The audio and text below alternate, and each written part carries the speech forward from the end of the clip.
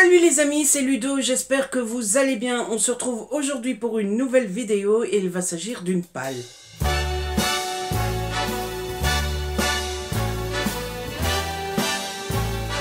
Dernièrement, je vous ai demandé sur Instagram si ça vous intéressait que je vous fasse une vidéo pour vous présenter ma palle du mois de décembre, en sachant qu'en fait ma palle, elle consiste en quoi?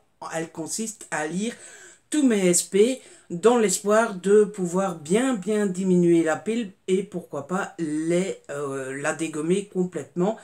En sachant très bien que c'est une pile monstrueuse, que je n'ai pas un rythme de lecture de ouf comme certains peuvent l'avoir, et en sachant très bien que je ne lirai jamais tout ce que je vous présenterai. Mais c'est l'occasion pour vous non seulement de savoir dans quelle pile je vais piocher et quelles seront mes lectures potentielles, et en même temps de savoir tous les services presse que j'ai à la maison. Vous avez été une large majorité à dire oui, puisque vous étiez 98% de oui, et du coup, je vous fais la vidéo. Avant de commencer, autant vous le dire, j'ai actuellement 29 services presse à la maison, certains qui sont plus anciens et pour lesquels j'ai pris beaucoup de retard, tout simplement parce qu'ils me font peur ou que je n'ai plus autant envie de les lire que quand je les ai demandés. D'autres très récents que j'ai reçus ce matin, par exemple. Et donc voilà, je vous propose qu'on commence tout de suite pour que ça ne dure pas. Alors, j'ai d'abord deux priorités, enfin 5 priorités. Ce sont les romances de Noël qui m'ont été très gentiment envoyées par les éditions Harlequin. Tout d'abord, ils m'ont envoyé La magie d'une rencontre de Suzanne Wiggs. Voilà, c'est la fameuse collection qu'Harlequin a sortie en hardback avec les tranches en couleur bien décorées, spécial Noël, etc. À l'intérieur, c'est écrit assez petit et ça me donne très envie. Dans la même collection, on avait Un week-end de fête de Catherine Paris, toujours chez Harlequin, les flocons brillent, ça ne se voit pas trop, avec les tranches colorées. C'est écrit très petit aussi, mais ça me donne très envie aussi. Toujours dans les romances de Noël, Harlequin m'avait envoyé Le plaisir de te détester d'Émilie Million. Voilà, je connais pas, il faut le savoir, je ne connais absolument pas l'histoire de ces romans. Je les ai demandés parce que ce sont des romances et que c'est Noël, et romance plus Noël égale jackpot, ça va être trop bien. Donc voilà, j'ai vraiment très hâte de les lire pour le coup. Ensuite, ils m'ont envoyé Les vrais amis ne s'embrassent pas sous la neige de Juliette Bonté. Celui-là, il brille de mille feux. Il y a tout qui brille, il y a tout qui est en relief. Il est juste magnifique. Il n'est pas très gros, il fait 360 pages. C'est écrit par contre assez petit, mais je suis sûr que ça va être un bonheur infini de lire ce roman. L'année passée, j'avais lu le précédent de cette autrice, qui était mon ex, sa copine, mon faux mec et moi, que j'avais plutôt bien aimé. Du coup, ça va être une vraie découverte de lire ce roman. Et enfin, pour les romances de Noël, j'ai Clair de lune à Manhattan de Sarah Morgan, toujours aux éditions Harlequin. Celui-là, je vais le lire dès lundi en LC avec une amie. C'est le 3e tome de la série From New York with Love. J'ai vraiment hâte de le lire puisque dans cette saga, on suit une bande d'amis, 3 amis, et chaque tome est consacré à une amie. Et dans ce tome-ci, on va suivre Harriet. Harriet qui est peut-être la copine qui me donne le plus envie, parce que c'est celle qui est le plus choupi, le plus mignon, qui croit le plus en l'amour, qui a le plus le cœur qui a le plus le cœur marshmallow et compagnie. Donc je suis sûr que je vais trop bien accrocher avec Harriet et j'ai vraiment hâte de découvrir ça. En plus, c'est pendant Noël, ça se passe à New York. Enfin, ça va encore une fois me faire rêver, cette histoire. Oui, je vais encore rêver. Ensuite, on reste dans la romance, mais c'est plus une de Noël. J'ai I Will Not Love You de Alana Scott.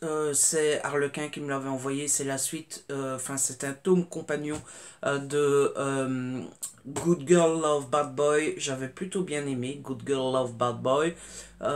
Ici, si j'ai bien compris, on va suivre les enfants de ceux qu'on suivait dans le premier tome. Donc ça va être plutôt intéressant. J'ai vraiment hâte de continuer l'univers de cette histoire. Ça va être plutôt chouette. Il n'a pas l'air comme ça, mais il est quand même assez long. Il fait 480 pages. Mais bon, c'est de la romance, ça se lit plutôt assez rapidement. Ensuite, j'ai un petit livre contemporain, puisque j'ai encore Menti de Gilles Le Gardinier aux éditions Flammarion. Je connais pas l'histoire non plus, mais Gilles Le Gardinier fait partie de ces auteurs dont tous les titres m'intéressent, que je veux lire tous ces titres. Et celui-ci en fait partie aussi. Je trouve que la couverture fait très Noël. Donc j'ai peut-être bien fait d'attendre un petit peu. Il y a des petites étoiles et tout ça un peu partout. Ça a l'air très mignon. Et j'ai été un peu déçu par les derniers Gilles Le Gardinier, donc j'espère que celui-ci fera l'affaire quand même. Oui. Ensuite, j'ai un petit livre politique puisque j'ai L'Amérique et son président, une histoire intime de Thomas Negaroff aux éditions du Note dans la collection Echo. C'est un essai que Thomas Negaroff a écrit sur le président américain et sur la relation que le président a avec ses concitoyens, avec les Américains, la façon dont les Américains traitent leur président, la façon dont le président doit toujours bien se tenir, comment il est épié dans ses moindres faits et gestes, etc., etc. C'est complètement dans ma zone de confort, donc je vais me faire un plaisir de lire ça bien tranquillement. Ensuite, niveau jeunesse, j'ai le tome 2 de Les héros, ça se trompe jamais, de Marie Potvin aux éditions Kennes. C'est le tome 2, j'ai déjà lu le tome 1, je vous en ai parlé. On va suivre ici une fratrie où il y a Étienne, Max et Philippe. Et c'est ces trois frères-là que l'on suit, sauf que on suit leur amour, leur histoire et compagnie, sauf qu'il y a une pléiade de personnages dans cette histoire. Il y en a vraiment, vraiment, vraiment beaucoup. Et du coup, comme ça fait un petit moment que j'ai lu le tome 1, j'espère que j'arriverai à me souvenir de chaque personnage, de qui est qui, etc. En tout cas, il faut pas traîner parce que le tome 3 sort au mois de janvier, donc il faut avancer. Oui, oui, oui.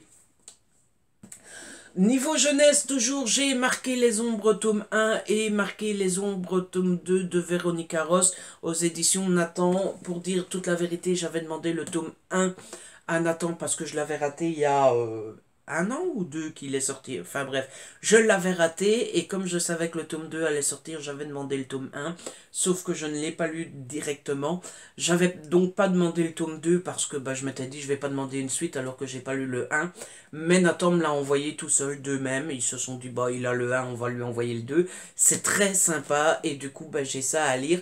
Je crois que je vais me les faire pendant les fêtes de Noël en LC avec Météora Books. Je vous mets l'Instagram de Météora Books en barre d'infos.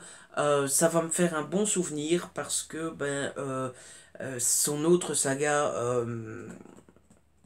Divergente, je les avais lus il y a 2 ou 3 ans et c'était pendant les périodes de fête de fin d'année et j'avais adoré ça, j'en garde un excellent souvenir, donc je vais essayer de réitérer la chose avec Marquer les ombres. J'avoue que la saga me fait un peu peur parce que j'ai le souvenir quand le tome 1 est sorti que les éloges n'étaient pas très très bonnes. Du coup, ça me fait peur. Mais bon, comme c'est en LC, ça va aller et on verra bien. Après, c'est toujours le problème quand on reçoit plusieurs tomes, si on n'aime pas le premier. Il faut dire à la maison d'édition, vous m'avez envoyé les deux pour rien, c'est toujours un peu con, quoi. On verra. Au pire, je les offrirai à ma bibliothèque. J'aime beaucoup offrir les SP que je n'aime pas à ma bibliothèque. Ça fait profiter les gens, etc. Je trouve ça génial. Et puis eux, quand ils me voient arriver avec des livres, ils sont contents. Toujours niveau jeunesse, j'ai un petit Syros qui s'appelle Signe particulier transparente de Nathalie Stragier. Ce livre-là, ça fait un moment que je l'ai reçu. On va suivre ici l'histoire de, je ne sais plus comment est-ce qu'elle s'appelle, Esther, qui a toujours été mise un peu de côté, qui n'a jamais eu énormément d'amis, etc. Elle a toujours été transparente, sauf qu'un beau jour, elle devient vraiment transparente. Et vous vous doutez que quand on devient vraiment transparente, ah ben, c'est plutôt intéressant puisqu'on peut tout voir, on peut tout entendre, etc. Sans aucune difficulté. Ça va être trop méga génial à lire.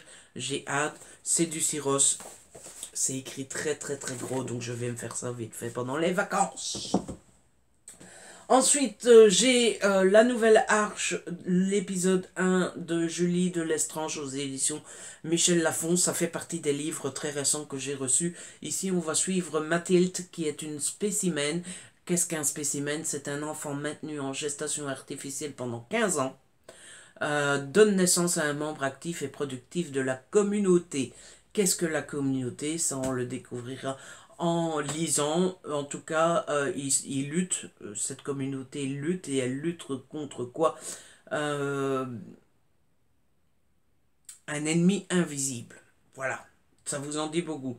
Jusqu'au jour où Mathilde va... il va y avoir un mal. Mathilde cherche un moyen de les sauver, sauf qu'elle va découvrir quelque chose. Et alors, qu'est-ce qu'elle va faire, Mathilde?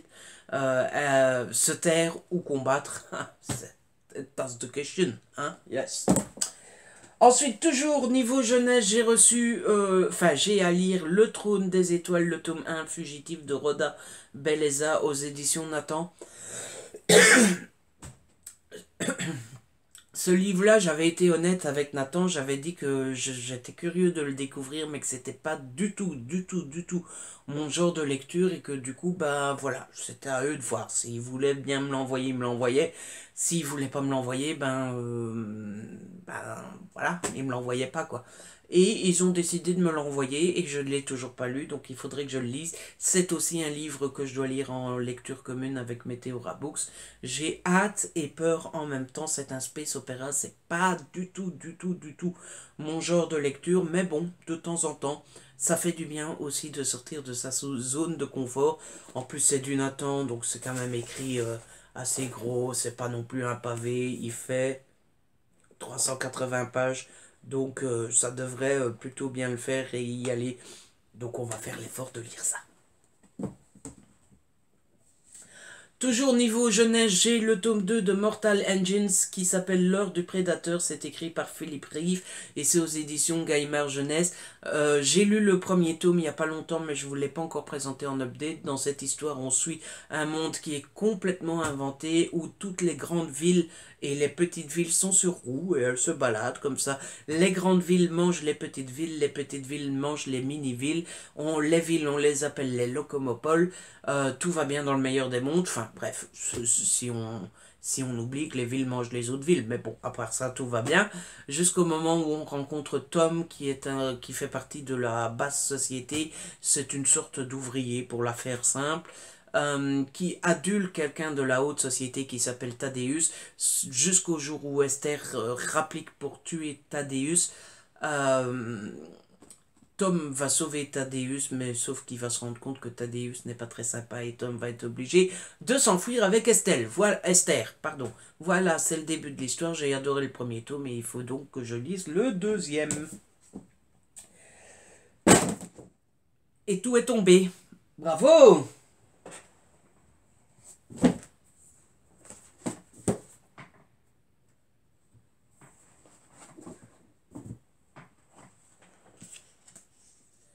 Bravo Ludo. Génial. Hein? Connard. Oui, je m'insulte moi-même. Ça m'énerve quand je suis comme ça. Ensuite, toujours niveau jeunesse, j'ai Je peux te voir de Karina Rosenfeld aux éditions Gulfstream dans la collection Echo. Ce livre me donne extrêmement envie. Il est tout petit et il est écrit vraiment très gros. C'est l'histoire d'une jeune fille qui a un accident, et après cet accident, elle peut voir très loin. Voilà, par exemple, moi je suis en Belgique, je peux voir ce qui se passe en France. Ça a l'air super méga génial et j'ai vraiment hâte de m'y mettre. Et enfin, le dernier jeunesse que j'ai, il s'agit de Nola Forever de Fabien Fernandez, toujours aux éditions Gulfstream dans la collection électrogène. C'est la fameuse collection avec les pages colorées. Ici, c'est du doré. J'ai demandé ce livre-là à Gulfstream parce que j'avais très envie de découvrir Fabien Fernandez après tout le bruit qu'il avait fait grâce à son livre Détroit. Je n'ai pas lu Détroit et donc je vais me faire un plaisir de découvrir l'auteur avec celui-ci. C'est une réécriture de conte, ce que je n'ai jamais testé et ce qui ne me tentait pas jusqu'à maintenant. Mais j'ai très hâte. C'est la réécriture de Roméo et Juliette. Et comme je connais très mal Roméo et Juliette, ça me fera gagner un petit peu de culture. C'est toujours ça le prix. On passe maintenant au thriller, et niveau thriller, j'ai Le Cercle de Caïn de Sophia Raymond aux éditions Michel Lafon, aussi un qui est arrivé tout récemment. Ici, on va suivre l'histoire d'un corps qui a été conservé miraculeusement pendant 5000 ans. Il est retrouvé. En parallèle de ça, on va suivre une journaliste qui est en pleine débâcle professionnelle et affective. La journaliste voit dans le corps retrouvé après 5000 ans la façon parfaite de se reprendre en main niveau professionnel. Elle va donc un petit peu enquêter sur ce qui s'est passé et bah évidemment il y a des ennuis qui vont lui tomber dessus. J'ai vraiment très hâte, ça a l'air génial et puis le livre, franchement, il est juste magnifique. 17,95 €. Je sais pas pourquoi je vous dis le prix tout d'un coup. Niveau thriller, j'ai plusieurs thrillers des éditions Fleuve. Tout d'abord, j'ai Les 7 jours du Talion de Patrick Sénécal. Ici, on va suivre l'histoire d'un couple qui a une petite fille, tout va bien, jusqu'au jour où la petite fille disparaît. On retrouve la petite fille. La petite fille a été violée et tuée. Et ben voilà. Hein? Qu'est-ce que vous voulez rajouter à ça? C'est pas très cool. Après, j'ai pas très bien, enfin, j'ai pas regardé plus loin que ça. Au début, je croyais que c'était une simple enquête, mais après, j'ai vu que apparemment le papa décide de faire vivre la même chose au tueur-violeur que ce qu'il a fait à la petite fille. Je ne sais pas plus. J'ai envie de découvrir ça. Il fait 357 pages et j'ai vraiment très hâte. Un autre livre fleuve qui me donne plus qu'envie, il s'agit de Vision de S.L. Grey aux éditions Fleuve dans la collection Noire aussi. Ici on va suivre un jeune couple qui se fait cambrioler, ça leur mine le moral forcément parce que c'est pas drôle de se faire cambrioler. Pour changer leurs idées, ils décident de partir en vacances dans un appartement, sauf que dans cet appartement il se passe des trucs chelous. Vraiment très chelous. Et donc, du coup, ils vont vite rentrer chez eux, sauf que les trucs chelous, et ben, ils vont arriver chez eux aussi. Ça a l'air très mystérieux, je n'en sais pas plus. J'ai envie de me plonger dedans comme ça, mais je sens que je vais prendre mon pied avec ça. En autre fleuve, j'ai tu Terra tous les secrets de Hervé Jourdain. Regardez-moi, les livres fleuves sont tous magnifiques aussi. Qu'est-ce qui m'a donné envie de lire ce livre-là? Ce sont les premières pages, les premières lignes du résumé. Une femme est retrouvée morte dans le parc naturel des Ardennes. À plusieurs kilomètres de là, le corps d'une autre est repêché dans la Seine. Sur le pull que portait la première victime, l'ADN de l'épouse d'un chef de brigade de la PJ de Paris. Au cou de la seconde, un curieux médaillon en forme de chouette. Voilà, il m'en fallait pas plus. Et enfin, le dernier fleuve que j'ai, il s'agit de La Coupure de Fiona Barton aux éditions Fleuve. Je n'en connais pas plus que ça sur ce roman-là. Tout ce que je sais, c'est que ça fait une plombe, mais alors une plombe, que j'ai envie de découvrir la plume de l'autrice. Et donc, ben, il est grand temps que je m'y mette. Et on reste chez Fiona Barton, puisque les éditions Pocket m'avaient fait le plaisir de m'envoyer La Veuve, toujours parce que j'ai envie de découvrir la plume de l'autrice, donc je vais enfin pouvoir m'y mettre. Je ne connais absolument pas l'histoire et je m'en fous. Aux éditions Belfond, j'ai Le Pensionnat des Innocentes de Angela Marsons dans la collection Noire. C'est un roman thriller de la collection Noire chez Belfond. Il faut vous faire un dessin. Non, vous commencez à me connaître. J'adore cette collection chez Belfond. En général, j'adore tous leurs romans qui sortent dans cette collection-là. Et donc, j'ai vraiment envie de découvrir cette histoire. Et il faudra que je me lance dedans à chaque fois.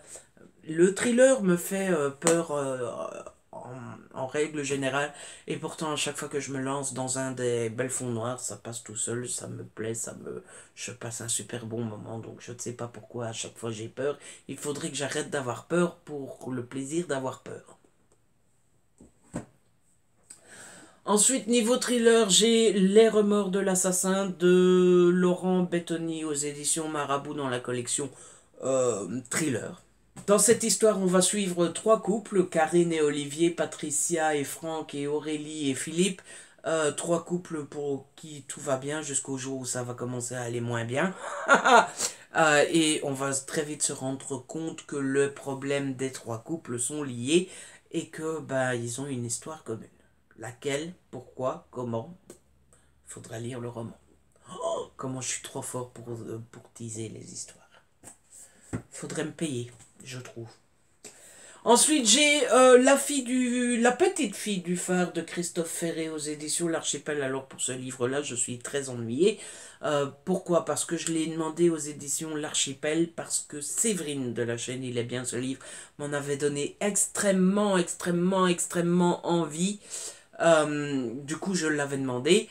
Et depuis, Séverine l'a lu et l'a descendu en flèche. Et elle l'a défoncé même. Enfin, c'est pas très français de dire ça, mais elle l'a défoncé. Et bah du coup, bah j'ai plus du tout envie de le lire. Voilà. Ce qui me rassure un petit peu, c'est que je me dis que c'est du archipel, donc c'est pas écrit super petit, quoique bah, pour une fois c'est écrit petit. Ah, si pour une fois c'est écrit plus petit que d'habitude, évidemment, hein, forcément. Ce qui me rassure surtout, c'est que je n'ai pas souvent les mêmes goûts que Séverine, donc c'est pas parce que elle n'a pas aimé que moi je n'aimerais pas. Et puis ce qui me rassure aussi, c'est que euh, il faut être honnête, les éditions Archipel sont très très cool, que ça soit dans tous les niveaux. Donc avoir un peu de retard aux éditions Archipel, c'est pas très très grave. Je sais que Mylène m'excusera. D'ailleurs Mylène, si tu passes par là, gros big up parce que tu es génial. Voilà. Et je dis pas du tout ça parce que je vais avoir beaucoup de retard dans ma chronique. Tu es vraiment génial. Et toujours aux éditions L'Archipel, j'ai Souvenir effacé d'Arnaud Strobel. Alors celui-là pour le coup j'ai du retard aussi, mais contrairement à La petite fille du phare, j'en ai très envie. Donc celui-là je vais me le faire. Et celui-là, vous voyez, il est écrit plus gros. Pourquoi est-ce que c'est toujours ceux qui me tentent qui sont écrits plus gros et plus courts, et ceux qui me tentent pas qui sont écrits tout petits? Ça fait partie des grands mystères de la vie. Ah ouais. Ah ouais, ouais, ouais, ouais. Et enfin, il me reste trois petits trucs, mais alors ces petits trucs-là, c'est des petits trucs, quoi. Ça va se lire à une vitesse, mes amis. Oh! Tout d'abord, j'ai Les Animaux Fantastiques, le tome 2, Les Crimes de Grindelwald, écrit par J.K. Rowling. C'est le texte du film. C'est édité aux éditions Gallimard Jeunesse.